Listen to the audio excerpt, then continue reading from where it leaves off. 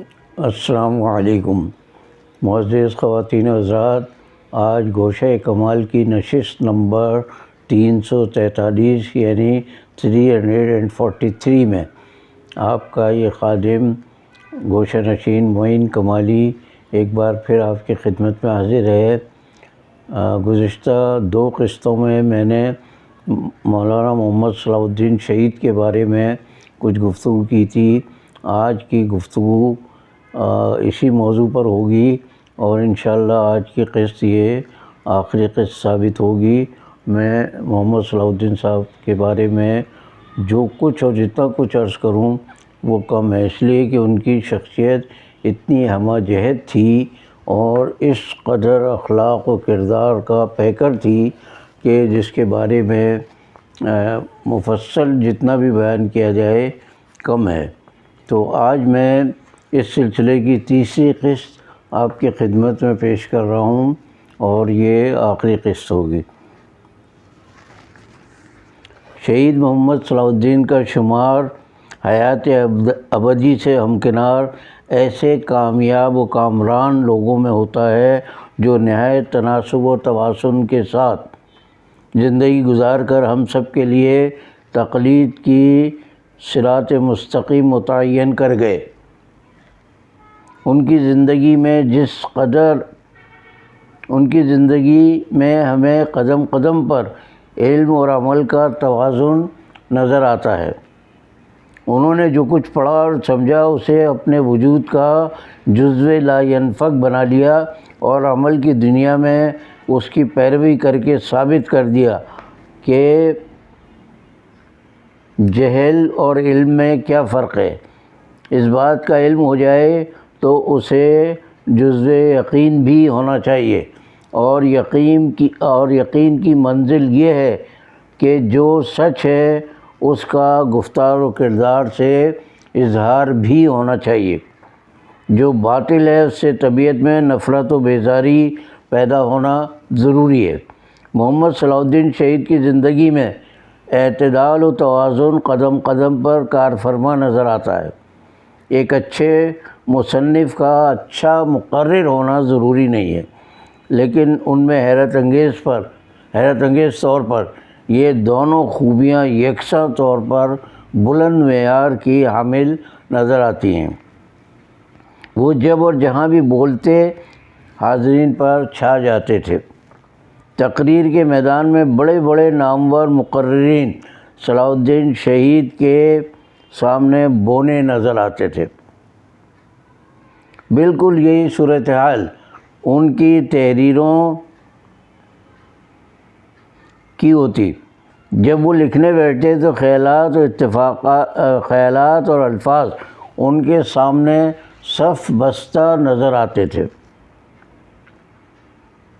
وہ بڑی تیز رفتاری روانی کے ساتھ اپنے تحریر شدہ اوراق کا ڈھیر لگاتے چلے جاتے تھے۔ تحریر و تقریر میں شہید محمد صلاح الدین کی سبک روی کی سب سے بڑی وجہ ان کا علم و تجربہ ہی نہیں، ان کا اخلاص اور دیانت بھی ہوتی تھی۔ وہ مخالفت برائے مخالفت اور کٹ حجتی کے قائل نہ تھے، دلیل سے سمجھاتے اور دلیل ہی سے سمجھنے کے قائل تھے۔ گھر ہو یا دفتر، اہل خانہ اور عزیز و اقارب ہوں یا مخالف و دشمن، محمد صلاح الدین شہید کا رویہ اور سلوک سب کے ساتھ عادلانہ اور متوازن ہوتا تھا۔ وہ ہر جگہ اور ہر شخص کو اس کی ضرورت کے مطابق وقت دیتے۔ تعلقات میں خیر خواہی ان کا شعار تھا۔ اوقات کار کی تقسیم اور میل ملاقات میں ان کی زندگی توازن کا حسین شاہکار تھی۔ احباب کی دعوتیں کرتے اور دعوتوں میں اہتمام کے ساتھ شریک ہوتے، حسب ضرورت تحفے تحائف کا لین دین بھی کرتے۔ جسارت سے تکبیر تک ہر کارکن یہ دیکھ کر حیران رہ جاتا کہ وہ ادنیٰ و اعلیٰ کے امتیاز کے بغیر ہر ایک کی خوشی اور غم میں ضرور شریک ہوتے۔ میری اپنی دوسری شادی میں جہاں بہت سے قریبی دوست احباب نہ آ سکے، محمد صلاح الدین شہید لاہور سے واپسی پر ایئرپورٹ سے سیدھے شادی ہال پہنچے اور ولیمے میں حاضری کی حد تک صحیح شرکت کر کے مجھے احساس محرومی سے بچانے کا اہتمام فرمایا۔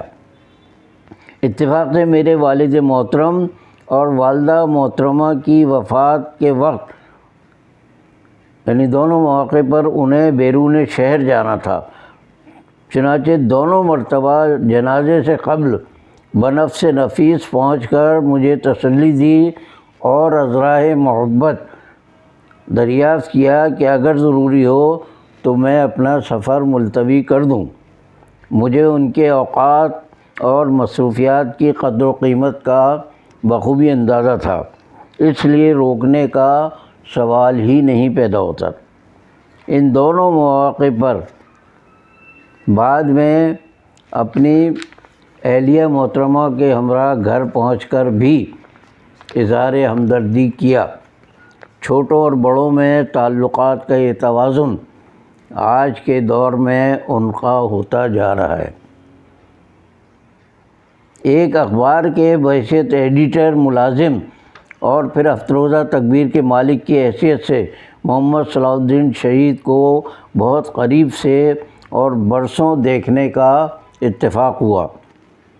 اسلامی تعلیمات کے عین مطابق کہ جو چیز اپنے لیے پسند ہو وہی دوسروں کے لیے پسند کرو، محمد صلاح الدین شہید نے روزنامہ جسارت کی ملازمت کے دوران جو سلوک اپنے لیے پسند کیا،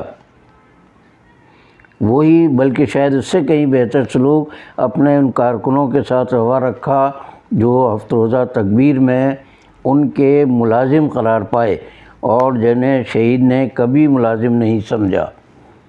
ان کی شرافت و شائستگی اور اخلاق و کردار ان کے ساتھ کام کرنے والوں کو اپنا گرویدہ بنا لیتا تھا۔ صحافت کی دنیا میں انہوں نے آجر اور اجیر کے درمیان ہی توازن قائم نہیں رکھا بلکہ اخبار و قاری کے درمیان بھی انصاف کو کبھی ہاتھ سے نہیں جانے دیا۔ ان کے اخبار و رسالے میں ہر خبر، ہر واقعہ اور ہر مضمون اپنی اہمیت کے لحاظ سے جگہ بناتا تھا۔ کبھی کوئی رپورٹر یا مضمون نگار اشاعت سے محرومی کی شکایت کرتا تو آپ فرماتے کہ میرے یہاں ہر چیز اپنی جگہ خود بناتی ہے۔ کسی خبر، مضمون یا کالم کا بذات خود قابل اشاعت ہونا ہی اس کی سب سے بڑی سفارش ہے۔ ظہور الحسن بھوپالی سے بعض سیاسی و مذہبی اختلافات کے باوجود جب وہ ذوالفقار علی بھٹو کے دور میں شہید کیے گئے تو جسارت کے صفحہ اول پر ان کے ساتھ شہادت کی خبر کو دیگر اخباروں کے مقابلے میں کہیں زیادہ نمایاں کر کے شائع کیا گیا۔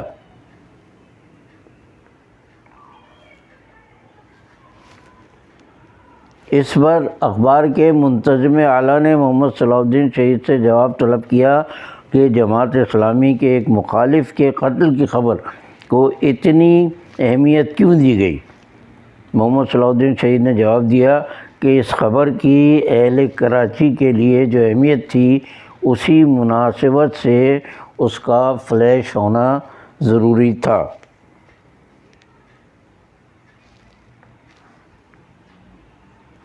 اپنے ساتھ کام کرنے والے کی عزت نفس کا ہر ممکن خیال رکھنے کے علاوہ شہید ان کی رائے کو کبھی نظر انداز نہیں کرتے تھے۔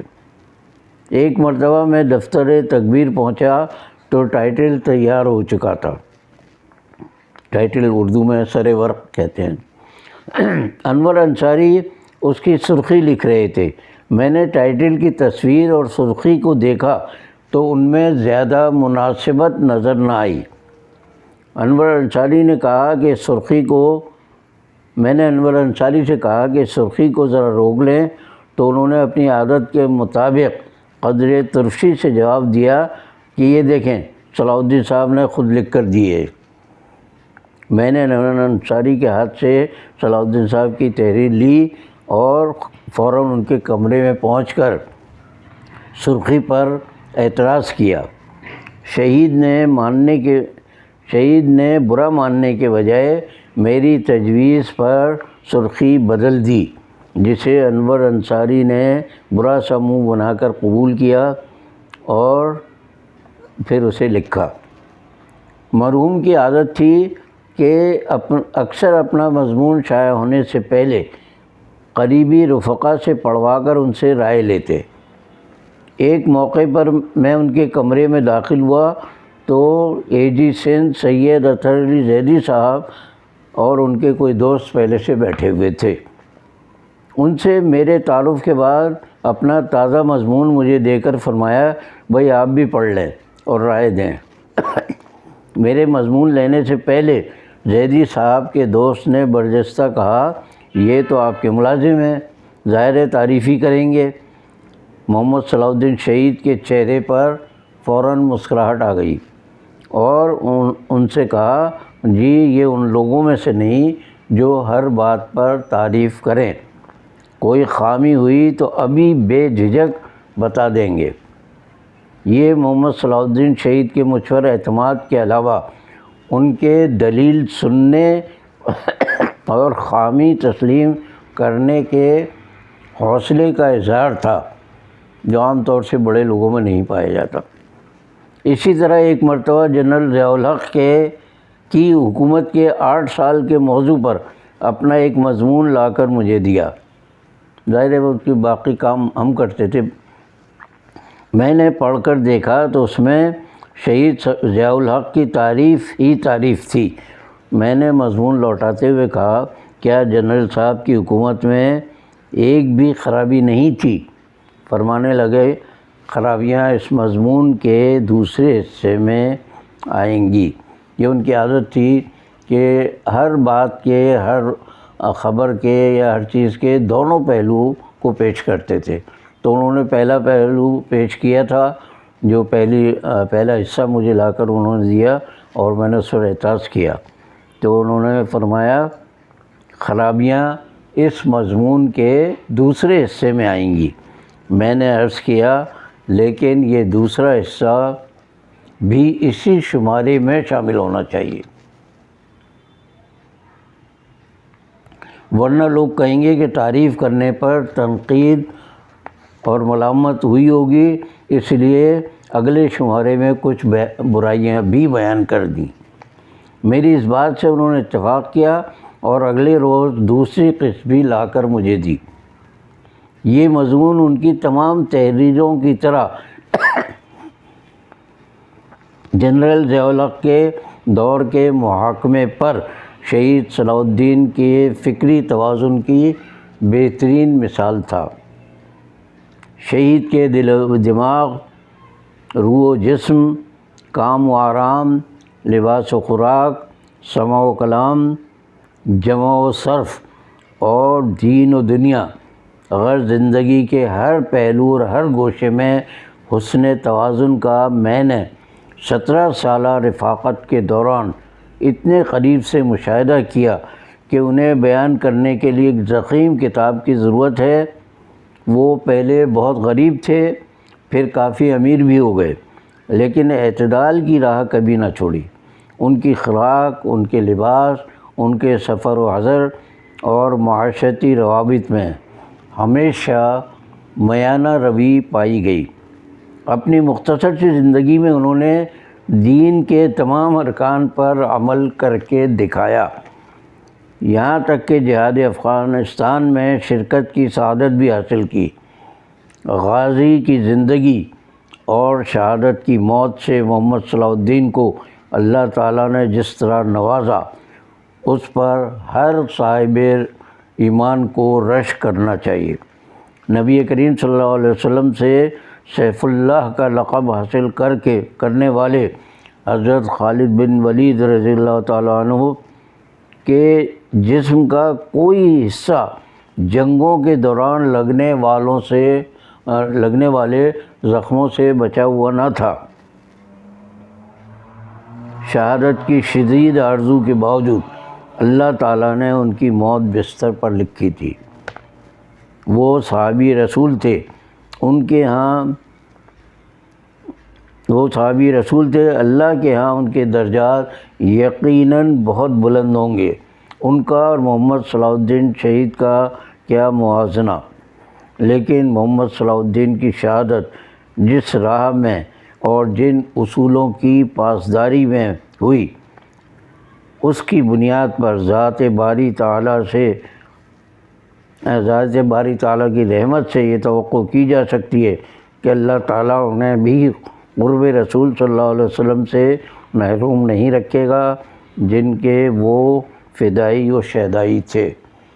یہ حضرت محمد صلاح الدین شہید کی زندگی پر ایک اور قسطی جو آج میں نے ختم کی ہے، اور انشاءاللہ آئندہ کسی اور پر اس طرح کا مضمون لکھوں گا، اور وہ یا لکھا ہوا کوئی مضمون آپ کی خدمت سے پیش کروں گا۔